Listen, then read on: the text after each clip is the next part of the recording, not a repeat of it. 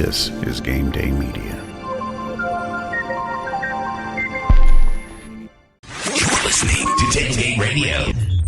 What's up, everybody? It's Adam Richmond from the Travel Channel, and you are feasting your ears on Tailgate Radio with the Drill Sergeant, John Largent. Remember, chew carefully and eat vitally.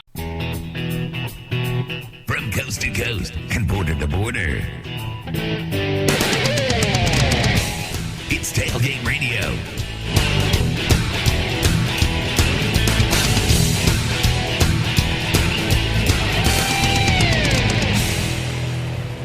And I'm welcoming into Tailgate Radio my awesome friend and the host of TrackSmack Radio. She is one of the most knowledgeable people, not only in motorsports, but in sports in general, and she's badass, and she's a good friend of mine. Welcome into Tailgate Radio, Dawn Hall. Hey, Dawn, how you doing?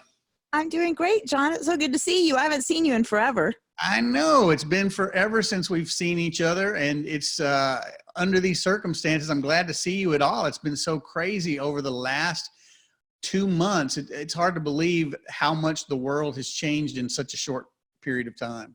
I know, and we had this little hidden treasure that we had both been using for our podcast and stuff, and no one really knew about it. Now, all of a sudden, everybody's using it, and so I don't know if you've been noticing, but my audio has been a little glitchy here and there and stuff. I think it's just they're so overloaded here with everybody trying to do video, talking with family and friends and stuff and school and everything else, but we're still doing it. We're still able.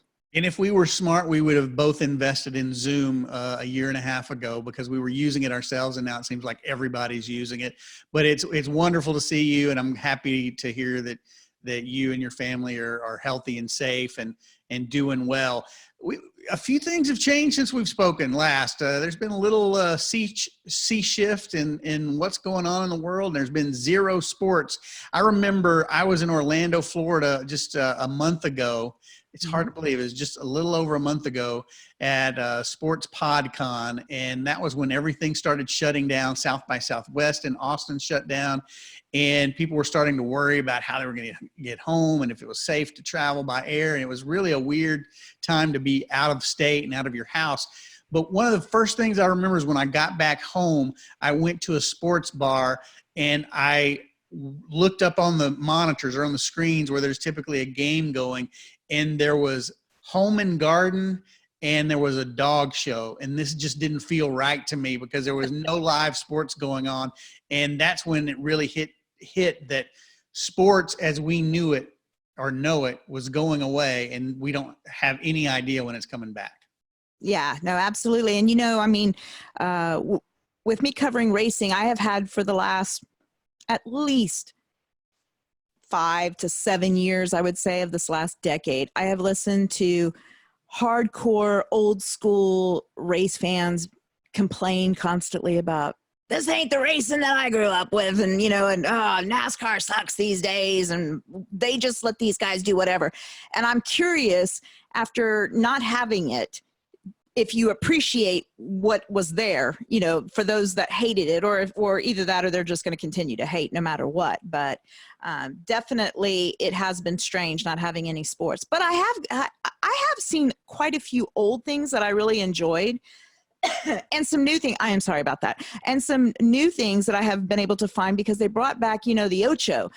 ESPN, the Ocho is back. And so, there's some great not traditional sports on the Ocho. So yeah, when I remember, this is how old I am, and I don't even know if you remember this, but when ESPN launched, I think it was 1980, all they had were Australian rules football and some international weird sports like tiddlywinks and things. It was really bizarre, and some of that stuff's come back into style while all of this has been going on. But we were talking a little before we went on air, and you did say that there's some breaking news in the world of NASCAR about no pun intended, but restarting the season. Yeah. Now, before I get to that, because I need to double check this. I used to love, and I think it is Australian football, because that's a little different than rugby. And Australian football, if I'm not mistaken, is the one where the officials, don't they yes. Yes. But it's like so manipulated and you're just waiting? There's like that dramatic pause before. Oh yeah. Do you got to? I think if it was two hands and it went right through, because I think there are 3 poles. I mean, I'm not sure exactly, but if it went right down the middle, you got the double guns. And if it was on this side, you got this one. And yeah, so yes, that was Australian rules football, and he was in all white. It's a very exotic sport at the time. And the dudes are huge. Like Oh yeah. They don't play. No. Big boys. Yeah. I mean, I would watch that. Like I watch horse racing. It's like, when I watch horse racing, this is so stupid, but my strategy sort of works. I usually look for the horse with the biggest back legs. I seriously do. And let me tell you, some of those guys were built like horses. I mean, there's some big dudes out there, but okay, enough of that. Back to the breaking NASCAR news. Well, NASCAR announced today, actually, they put out a schedule. They will be back this month. Well, today is April 30th. So technically next month, starting tomorrow. May 17th is when they are planning to be back racing at Darlington Raceway.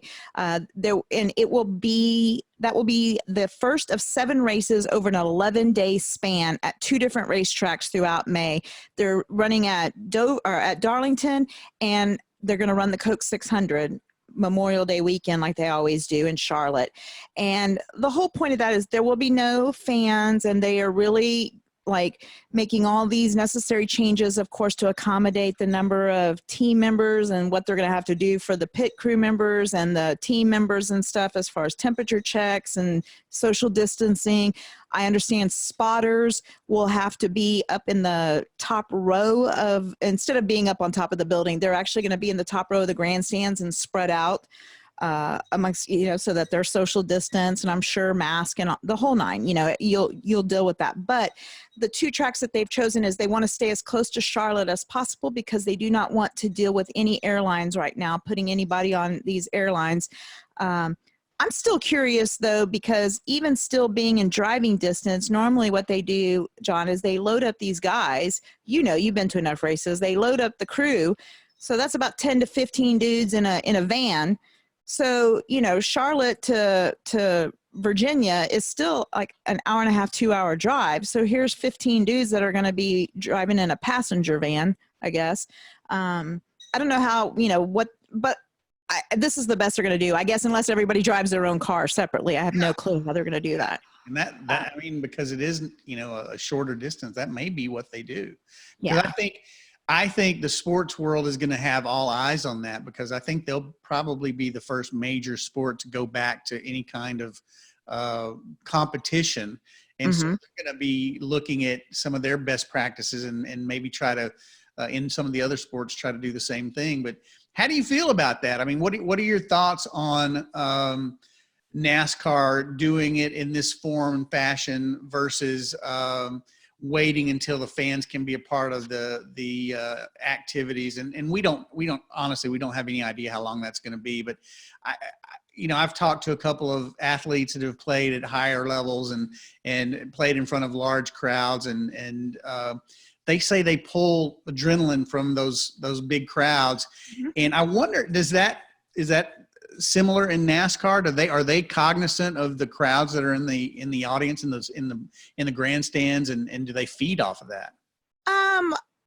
I don't think during the race they do, because they can't hear, they're not going to hear the stands. But it's an event. The whole weekend, the race weekend is an event. Normally that's centered around driver and fan interaction. You have drivers that are available throughout different points in the weekend out in the midway section signing autographs and stuff. And then, of course, people with pit passes. As you know, there's no other sport like NASCAR for fan access. And I shouldn't say NASCAR, racing in general.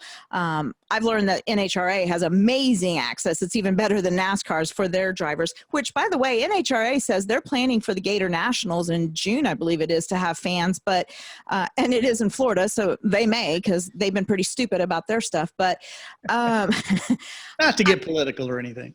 No, but honestly. But you're right.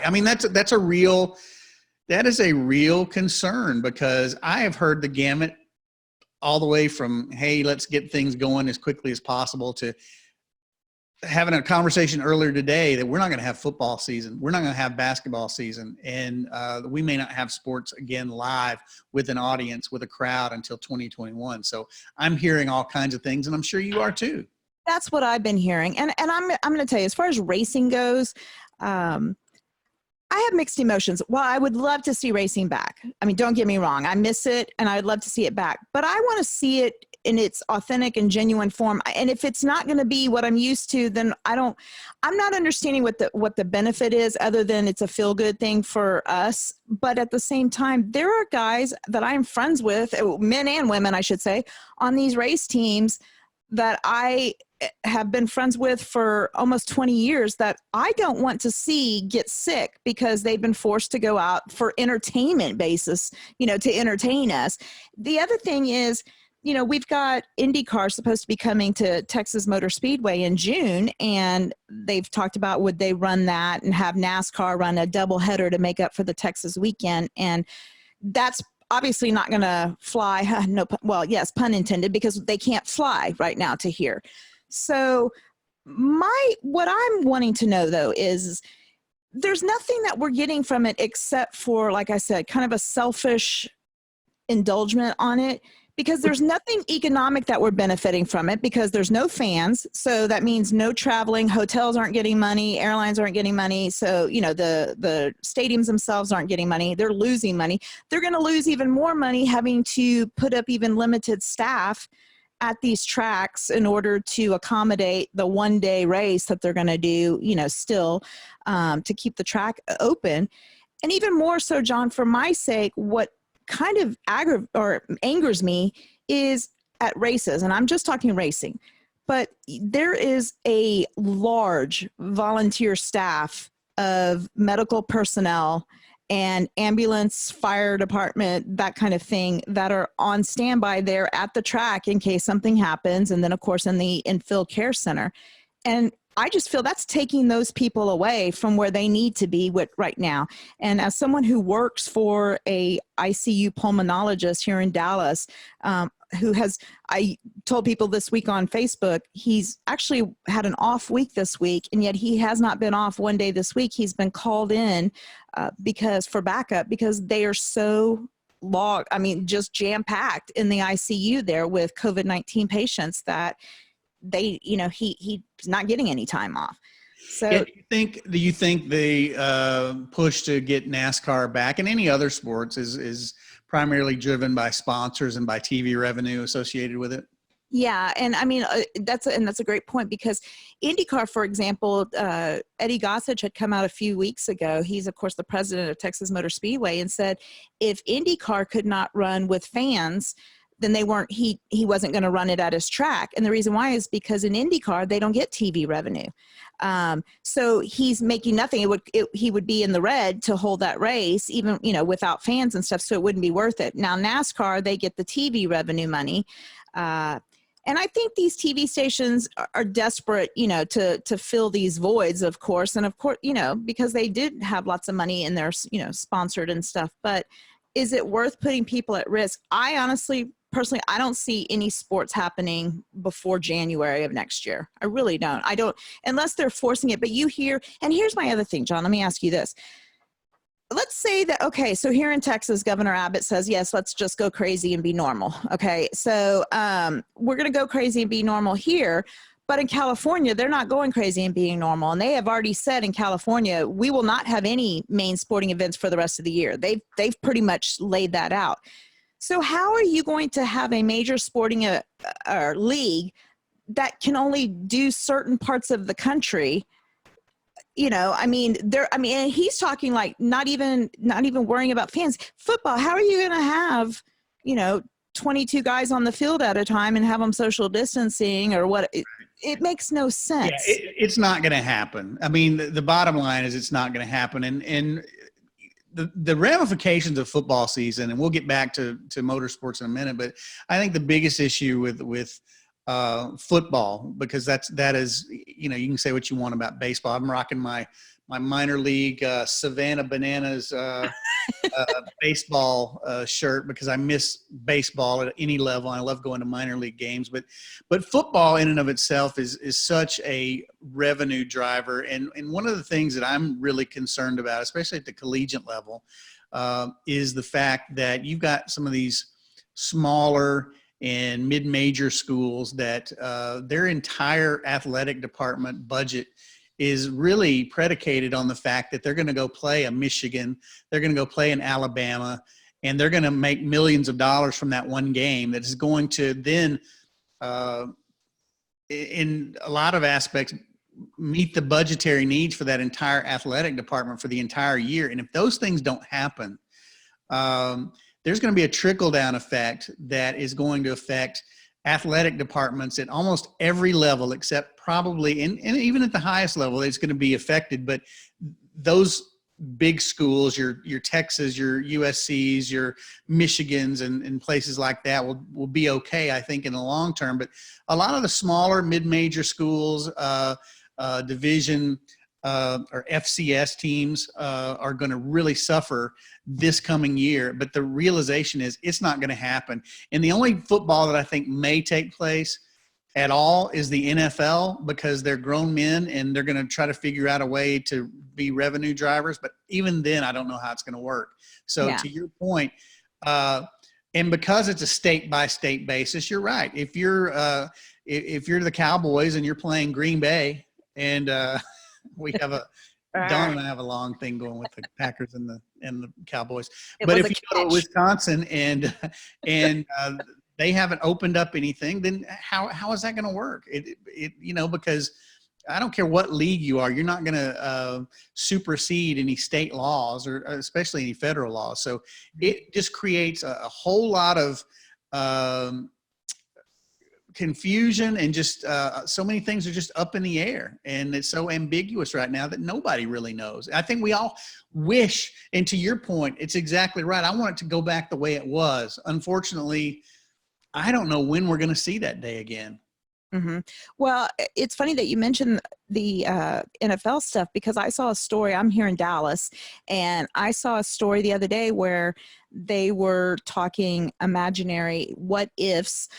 What if they needed a bubble city, is what they were calling it, I guess, to run NFL games, which would mean kind of like how baseball's been talking, Major League Baseball, about how they would be in Phoenix and play all the games in Phoenix, and the teams would stay there and, be quarantined there and play, no fans or whatnot. And some of that stuff was kind of weird that they were talking about. Did you hear them talking about the guys they wouldn't sit in a dugout. They would sit up in the stands. I didn't hear that, but nothing surprises me right now about all the talk of the different options that may or may not be available. It is so because I think everybody's desperate. I don't think we realize how much a part of the fabric sports is to our lives. Mm-hmm. And how important it is to just our, for a lot of people, sports is what really kind of holds.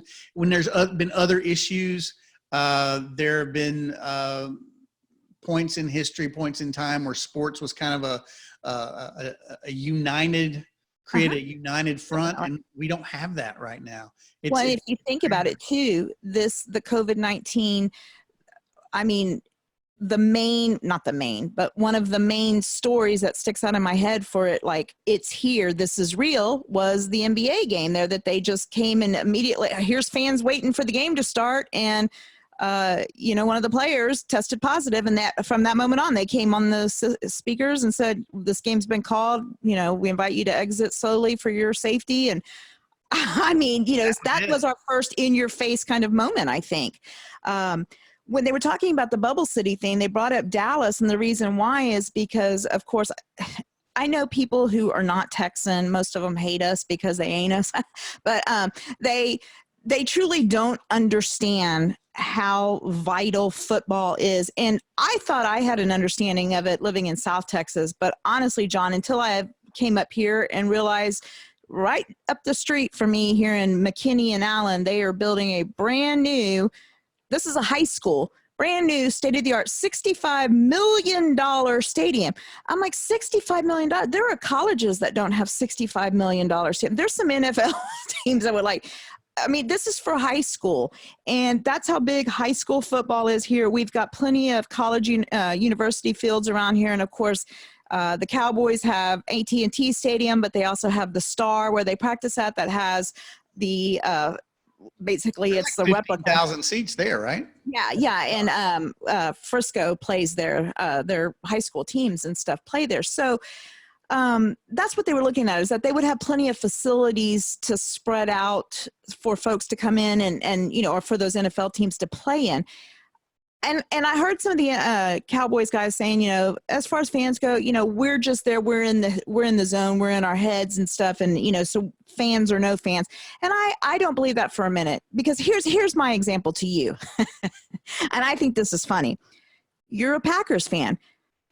Who the hell is going to do a Lambeau leap into an empty? Can you picture it? I mean, here we go, the Lambeau leap into the empty stands, and it's just a dude flipping upside down. I mean, you feed off the energy. You totally feed off the energy. Back to racing, though, what I wanted to tell you is, and I'm sorry, here's the thing that I think about. And again, this just goes back to having those relationships with people. I'll give you an example. Martin Truex Jr., who, of course, drives the 19 card there for Joe Gibbs Racing. His longtime girlfriend, Sherry, she has been a cancer survivor. She's in remission now, but she has been very vocal about the fact that her and Martin do not really go anywhere. I mean, she travels, but especially since the COVID thing, I mean, it is locked down. He's not even doing the simulating racing. He hasn't been doing it. But they are very careful because her immune system is so sensitive. And like she told people, she's like, what you don't think about is he can go to this track and everything can be fine, but we don't know what he could bring back to me at home. And the risk worth it? And there are so many guys on those teams that have the same situations at home, have kids. A lot of the guys too, John, what people who may not be race fans understand is you see these guys on the pit crew. People see that on TV, the pit crews jacking up the cars and stuff. Those guys fly in race day and fly out for most teams. Now, the little itty bitty teams, they've got their pit crew is their mechanic crew and multiple hats. Yeah. Right. And those teams are the ones that need the racing to go back, because the way they survive is by the purse money that they win. It's week to week with them. But a lot of the guys that I am friends with actually are not even in the Charlotte area anymore. They left because they were unemployed. And so they went back to wherever they're from and were working odd jobs. Right. Or they'd had to look for other jobs there in between time because they were furloughed or whatnot. And so there's just a lot to think about. And again, I understand, we want to see it. We want to see some sort of sporting event, but in the end, is it worth it to put these people at risk for 3 hours of entertainment for us? And not only that, but so many people, I don't know about you, but I've just found, and I've been fortunate as a race fan because we've had the simulation racing that's been going on. So we've had something to kind of look forward to. It's not the same, but it's been something at least. And I will tell you, John, like before, if it's a race weekend, I've got, if there's something else I have to go do, I have my DVR recording. I'm not missing it, or I'm going to get home as soon as possible. I'm keeping up with updates. I just haven't really been, I've found so many other things that I can do or spend time with my husband that we've been doing and, here around the house, or even just going out for a walk if it's nice outside, or being at the pool, whatever. And it's just kind of been nice to like find your family and stuff again. Yeah, that was one of the things I was going to ask you. I'm here with Dawn Hall. She is the host of TrackSmack Radio. You can listen to her podcast wherever you listen to your favorite podcast, and subscribe and give her a 5-star rating because she's that damn good. But yeah, I was going to ask you, what are you doing in the interim to either scratch that sports itch or, as you said, find new ways to not just entertain yourselves, but what are you doing to fill that void that is, for a lot of us, is kind of entwined into our life, that it involves sports? Well, for myself, I've been working a lot. So I've been actually, I don't know if you want to consider me lucky or not. I'm lucky that I have a job, but I'm terrified because I'm around I'm around two physicians. Actually, I work for two physicians, but the one that my boss, Zach, is, like I said, actually a ICU pulmonologist. He's a specialist. He's on the National Board of Pulmonology. So he's my go-to. I get on Facebook and stuff, and a lot of people hate, especially if they don't have my views, they're about my rants, but he is the person I'm listening to because he is on daily meetings 3-4 times a day with the CDC and pulmonologists all over the country. I'll give you an example. He comes home, and this is something that's going on all over the country, but he comes home from work. There's a basket outside of the house where he has to strip his clothes down or whatever, and he puts them in the basket. They have an outdoor shower because where their pool was. So he takes a shower outside before he ever comes inside, calls and asks, his wife or whatever to brings clothes out there, and those stay out there until literally you grab the laundry basket without touching anything in it and just pour it in and wash it all together. But that's how bad it's been. And I took a picture and posted it the other day on Facebook. This was last Thursday, I think it was a week ago, I believe. We've been in this, 3 months now? And I'm, again, in one of the largest medical cities in the United States, here in Dallas. And he literally a week ago, he's got a picture of him in it looked like a Darth Vader gear, but he's got the hooded deal and stuff, and he's thumbs up. And the reason, it was the first day he had full PPE. So full protection stuff. Yeah. And that's the kind of reality that I've been living. So I've been very consumed with that and very concerned for people who haven't been taking this seriously or thinking that it's not a big deal or whatnot, because I know otherwise. I see otherwise. And so I've been concerned with that. But I'm also in the middle of deciding here in 2 months if we're going to buy a house or not. And so for me, life goes on, doesn't it? Virtual house hunting. Yeah.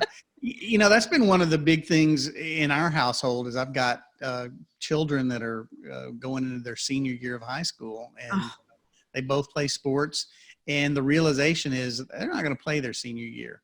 And, that comes with different implications for different families. And selfishly, you feel bad for your family and your kids because you want them to have their senior year to do their thing and to get noticed because they both are pretty solid athletes and have a chance to play at the next level.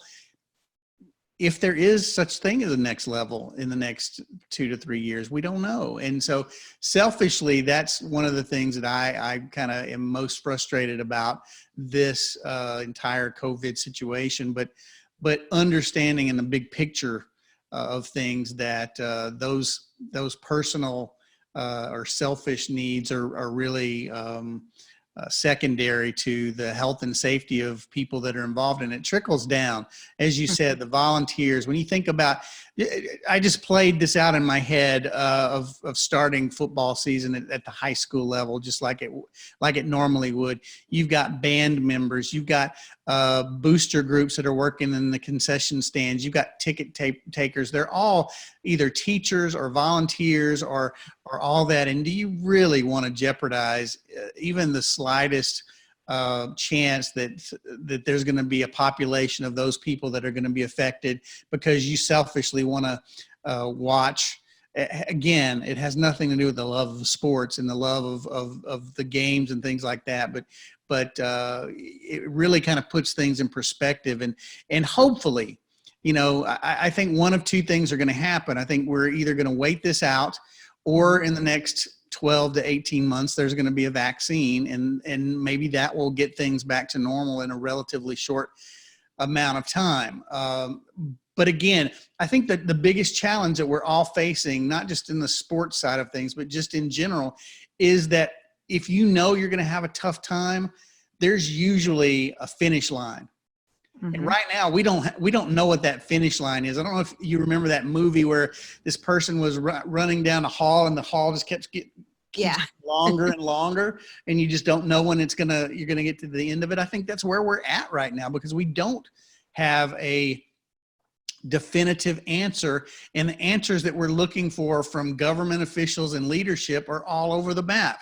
Mm-hmm. And Well, so there's no consensus on that even. And so those are the challenges that we deal with as civilians, as just regular people living and working every day, is that there is no clear cut time frame that we can work with. well, and we live in a time, especially in sports, where it's give it to me now. Everything is on demand, and everything is, you know, a touch away or a swipe away or whatever. And I think we've really figured out, or I would hope that some of us have figured out, myself included, that our priorities are very effed up, for lack of a better word. The fact that we're bitching about we don't have our sports, and yet, you know, as of yesterday, 60,000 people, you know, and that's just the ones that have been tested that they know have died of this. You know, I mean, in this country, I've got friends all over the world, and right.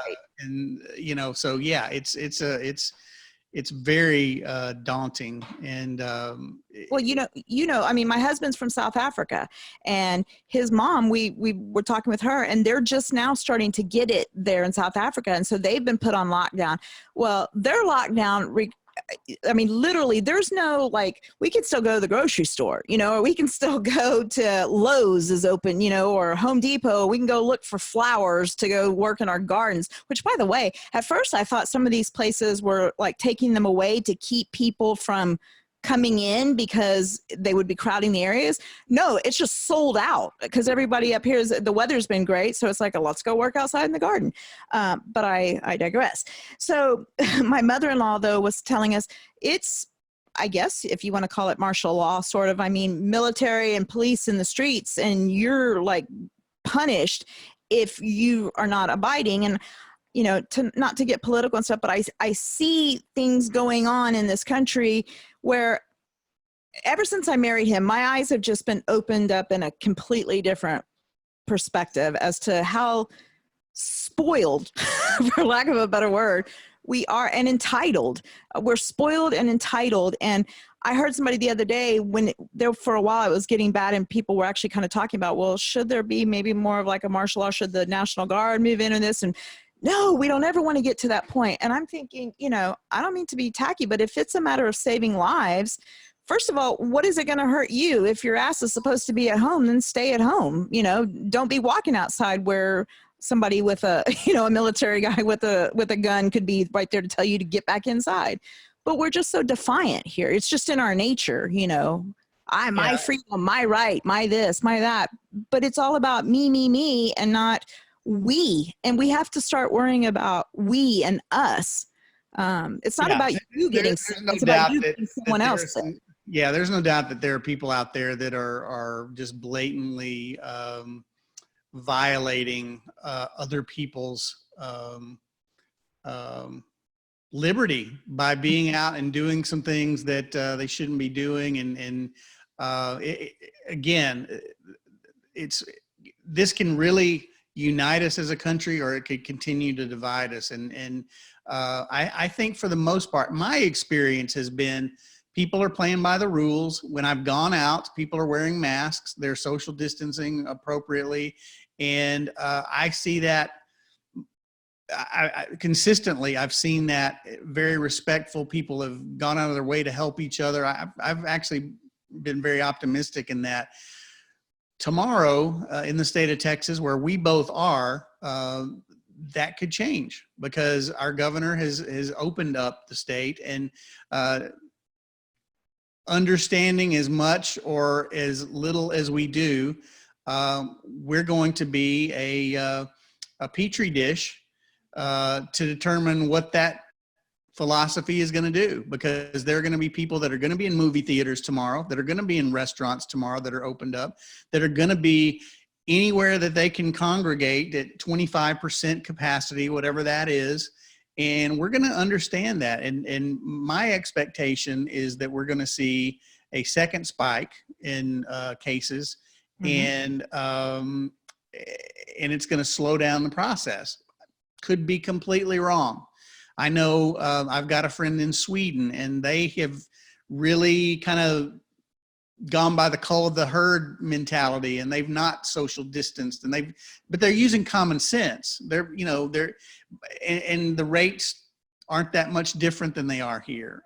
So who knows? I mean, we're in uncharted territory, and anybody that's an expert in this, a true expert in the real life. I mean, it's kind of like, I remember I was in respiratory therapy school years and years ago in a different lifetime.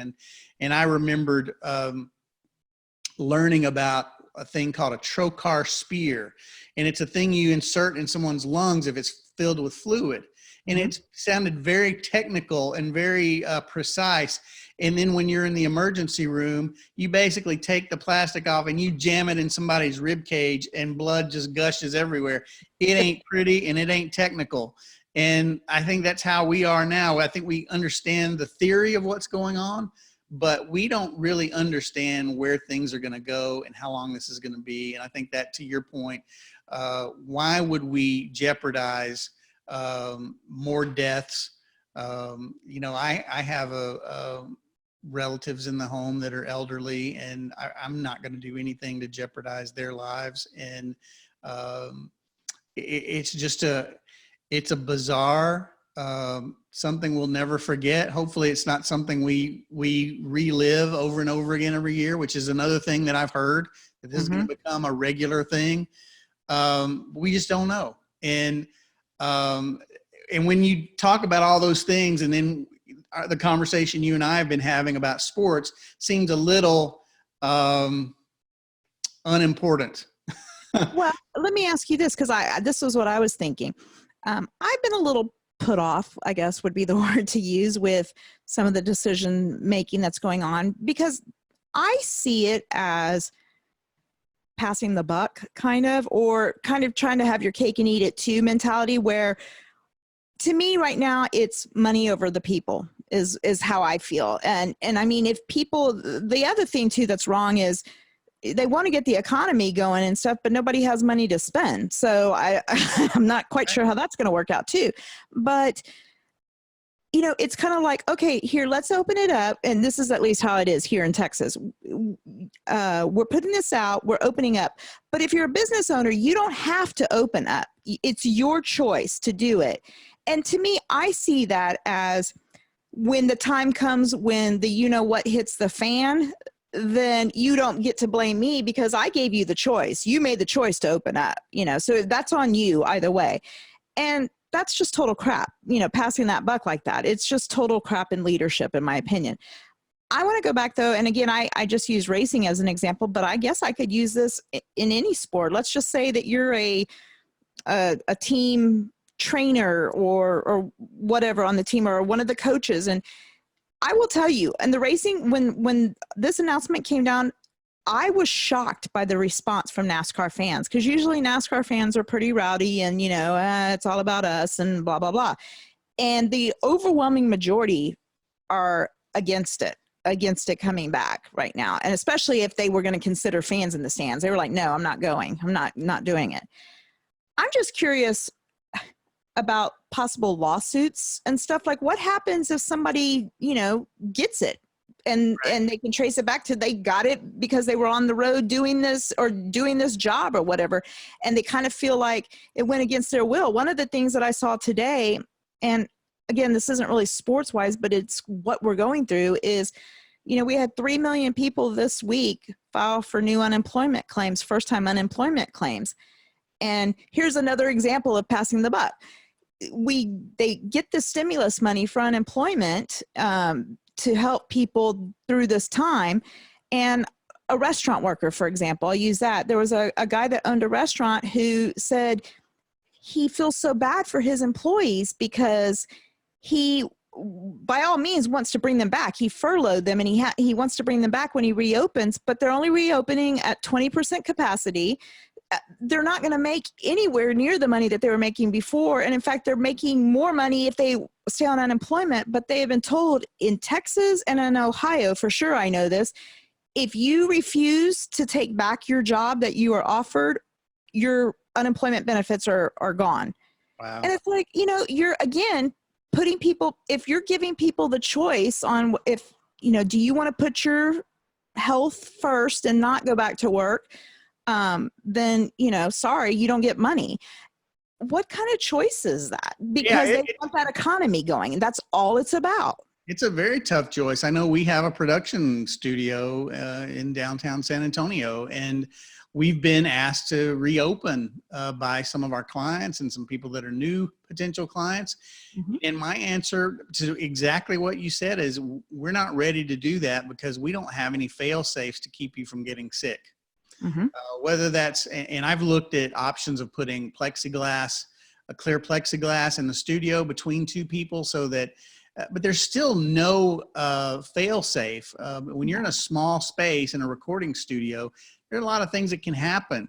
And I'm a small business owner, and I'm not prepared to have a lawsuit against me because someone got sick or somebody purported to get sick in my mm-hmm. studio. And so, or if you got someone sick, exactly. Yeah. So it really, there are so many tentacles to this, to COVID-19 and how it affects so many different people, so many different industries. And, I think what we're doing here is going to be the new norm for the foreseeable future. And it's not a bad thing. I think it's a good thing, and it's working really well. It's just not the same. And until we can get back to that sameness, I think the more we yearn for what was in the past, the harder it is for us to be embracing some of these new things that are going to be our new norm going forward. And yeah, it's not ideal in a lot of respects, but in a lot of respects, it's really good. We can now connect anytime. You don't have to come to the studio. We don't have to. I mean, you're there, I'm there, and we can bring in other people and have a round robin conversation if we want. So there's some really positive aspects of this as well. And I think we have to focus on what we can do to mitigate the pain of kind of, as you said, the entitlement or the spoiled nature we are as Americans, and realize that, hey, this is really a small sacrifice to ensure that that lives are saved and people are able to continue to live long term. Because I will tell you, the people on the front line, and that's healthcare workers. That is people working at drive-throughs in restaurants. Those are anybody that's working, the grocery store personnel that are coming out and delivering groceries. These people are doing amazing work, mm-hmm. and the amount of hardship that they're lessening because of their sacrifice to work. And yes, they're getting paid, and yes, it's a job. I get that, but they get paid a lot. Yeah. And I can tell you that when we go and do our shopping, which is now doing our shopping online and picking it up, those people have the best attitudes. They're very helpful. And so, that whole dynamic, I think, has made us better as a people. Mm-hmm. Because we're learning to adjust and to adapt. But I do think there is a level of cabin fever also that's going on. Oh, and, irritability and yeah, and I think people need to figure out a way to get exercise and figure out how to relieve some of those mental anguishes. And the hardest part is being without work, because I know for so many people, me included, if you don't have good work and you're not working, you don't feel like you're contributing to society. And for so many people right now that have been laid off, have been furloughed, or just have lost their jobs through attrition, this is a really challenging time. And I would just, encourage you that if you're watching this or you're listening to this, to stay strong and know that this is just hopefully just a bump in the road. But no matter, even if it's more than just a bump in the road, this country has always had a resolve. You said we're just independent and kind of defiant, but we also have a resolve that I think we'll figure things out, mm-hmm. and we'll make it work. And it's and please don't equate this to me saying this about people, but we've got a little bit of that cockroach mentality. Cockroaches find a way to live and thrive and survive. And I think in a similar way, not comparing the two, but I think we'll figure this out, and we'll be better off for it, and be more resilient as a people the next time something like this happens. And it will happen again, unfortunately. Right. Well, and John, I don't know, and here I'll bringing it back kind of to sports in a way. At least in my lifetime, I'm 46, and I can't really think of something that has affected, or where the entire world, not just America, but the entire world, there is not a country, I don't think, on the face of the earth that hasn't had something, a test or somebody touched with this.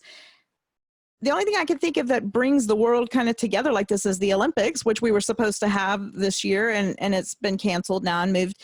So that's the thing, though, is, again, we think of ourselves in this, and it's like, but this is something that every country is going through, and we're very fortunate. But I think what it has done, or what hopefully it should do, especially to those people in Washington in charge and stuff like that, but our eyes need to be open to the fact that, first of all, again, the living wage that people have is nothing. Nowadays, it really isn't. And the people on the front line, I'm not saying necessarily doctors, because I know I'll get that, well, doctors are making money or whatnot, but doctors usually are more in debt too. But nurses, but these grocery store workers or these drive-through people or whatnot, they're making minimum wage to nothing, an hour, and they're working their butts off, and not because they want to, because they have to. It's, this is their way of life all the time. And so this is it. And they're doing it, and they deal with us coming in there and complaining because we have to wait in line for X amount of people to leave the store, or because somebody's grabbing toilet paper and before somebody, it's such first world problems. Yeah. My one of our guests that we have on our show a lot, him, our good friend Felipe Lopez, he's the competition director for Richard Petty Motorsports. And he was telling us a few weeks ago on one of our podcasts that his mom, and he's from San Antonio, and his mom lives in San Antonio still. And he was telling us that he talks to her every day, and she's from France originally. And she was telling him that the lockdown and stuff, it reminded her of when she was a little girl during the war. And when the Germans would stop bombing during the days, when they would go out to go get their groceries or whatever they needed, and then they would lock back down, And I said, first of all, it is kind of a war situation that we're in, sort of. But I said, the thing is again, this is one of those where we take things for granted. His mom growing up in France, during that time is way different than hell, we have phones, we have video phones, we have video games, TV, cable. We're all overweight pretty much, we're a majority of us. So we're definitely not hurting on food.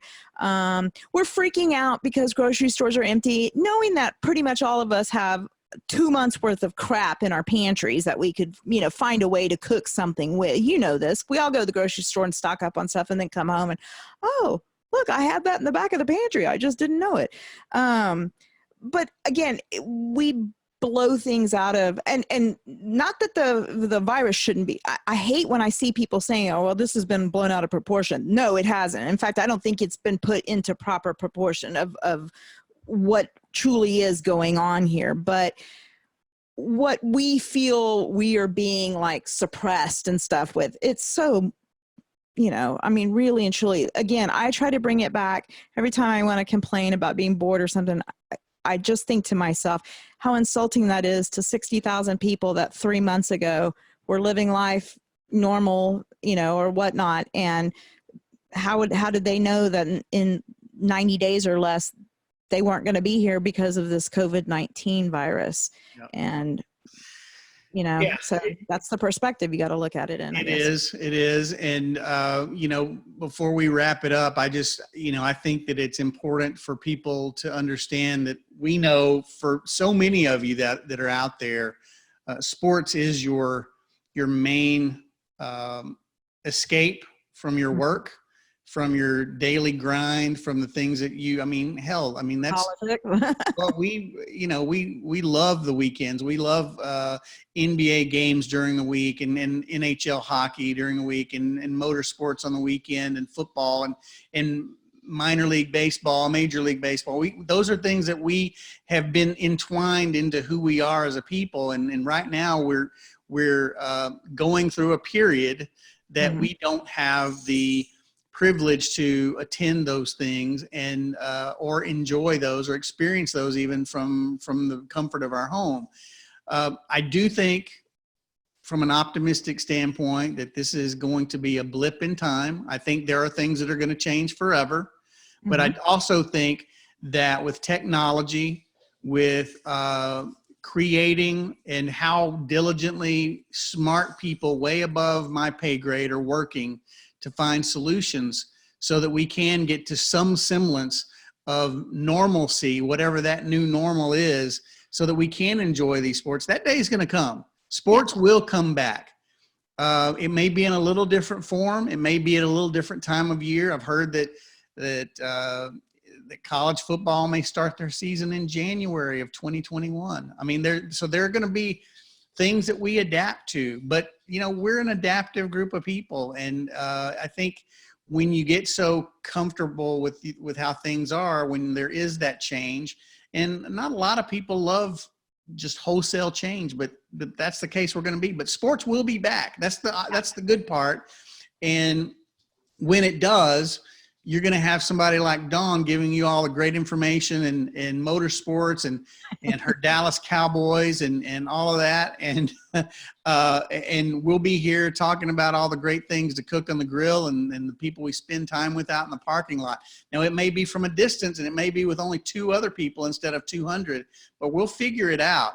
And Dawn, I just want to thank you for giving your perspective on what's going on in the world of sports and motorsports in particular, and just the bigger impact that COVID-19 has had on kind of how we view everything around sports. Well, I appreciate you having me on. I know we wanted to talk more sports, but I think it's good though too on sports shows this is something that's affecting everybody. In the end, John, what this comes down to is control. And this is something that none of us have control over. It has control over us.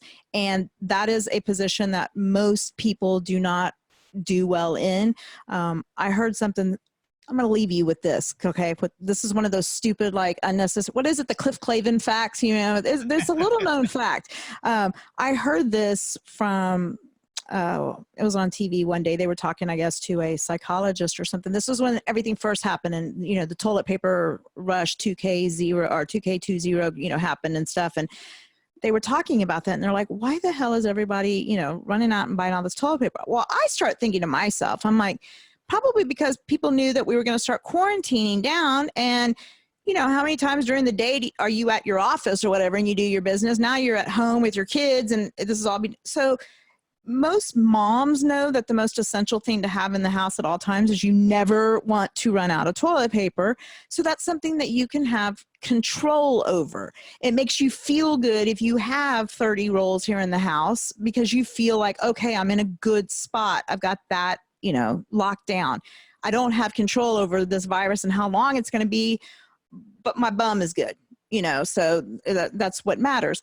And I laughed at it at first, but it really did kind of make sense that there's a lot of people that just don't do well with not being able, and I'm one of them. I mean, I like to have control, or I am a bit of a control freak. And so to have that taken away from you by something that you can't physically see, you don't know if you have, you can have it and look perfectly fine and show no symptoms of it, and yet you can be putting somebody else's life in jeopardy. I mean, those are heavy, heavy thoughts, and to not have control over that. You know what? If going and buying you some toilet paper makes you get you through the day, or looking for hand sanitizer or whatever, then take back that little bit of control just to get through the day. But in the end, understand that no one's found the answer. And so we're all going to go through it together. And that goes back to how we were talking about with sports and wanting it back or not wanting it back. Yeah, a lot of these guys are multimillionaires, and as much as we love them, we hate them sometimes, and we gripe about them. We don't want to hear their politics. We don't want to hear this. We don't. In the end, they're human. They have parents. They have children. That's what we have to think about. Is our enjoyment of sports worth risking that, them putting other people in jeopardy, or even putting themselves and their lives, here they are exerting energy. Football players, for example, you think, guys in amazing shape, amazing physical shape, but you go out and you play a game and you lose 30 pounds in a game or 20 pounds in a game, sweating and stuff. Your immune system naturally is going to be down at the end of that game, after everything you've exerted. Well, guess what? That puts you in a vulnerable position, a very vulnerable position. And those guys, you're wanting them to do it, not just for a game, but if they're playing games, that means they got to have practices. That means so they're going to be in those situations more and more and more. That's the thing that worries me, and that's why I don't think we're going to get through a lot of these professional seasons, because I just don't understand how you're going to do it. Are you not practicing anymore? Are you not doing it? You're just going to show up on game day and have a game with no fans, no nothing. There's no, e-commerce coming in from it. Why? Why? So Yeah, you're right. But let's see. Maybe in a month or two we can both be proven wrong, and that would be a great thing. Absolutely. I would love to be proven wrong. Proven wrong all the time. Yeah. It's a way of life for me. I'm proven wrong all the time. And the one thing it does allow me to do is it allows me to experiment more in the backyard on the grill and to really perfect my grilling technique, my smoking technique, and some of the other accoutrements that are associated with game day. So I get to vicariously be a game day chef out in my backyard as I am waiting for sports to come back on a regular basis. Speaking of that, can I just tell you really fast, because you are the tailgate king. So I found, in fact, my husband who walked in here, we did steaks last night, and I had found these brats. I want to say they were Johnsonville, I think, brats or something, but I'm not sure. They're queso flavored brats. Have you had them yet? No, I have not. They've got like a pepper jack cheese queso inside of them, infused in them. Amazing. Because let's face it, queso on anything. If you do queso right, queso is like bacon. It can go on anything, and it's going to make it edible. So I will have to check that out the next time I order my groceries, and you say it's a brat from the Johnsonville brand. They're fine folks there. I've actually cooked on their world's largest grill before. The fine folks in Johnsonville, Wisconsin are good people, and that sounds like something they'd come up with. So I'll have to check it out.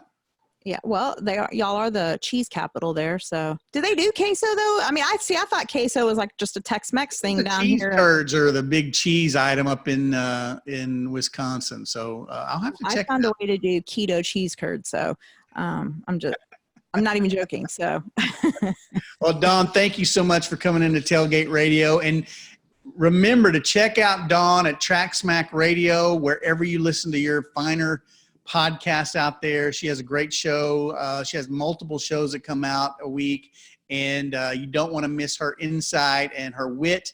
And she and her co-host Mike Haig are always good for great information about motorsports and just life in general. They're a lot of fun to listen to, so check them out at TrackSmack Radio. Dawn, thanks again for coming in, and we'll be back with more Tailgate Radio right after this. I want to remind everybody that you can check out our show at Apple Podcasts, Google Podcasts, the TuneIn app for your smartphone, Spotify, Stitcher Radio, Overcast, your Roku device, your Amazon Fire, and just about anywhere you want to listen to a podcast, you can find Tailgate Radio. And we really do appreciate all of your support. And as we always say around here, keep the drinks cold and the grill hot, and we will see you in the parking lot. Adios, amigos. Catch you on down the road.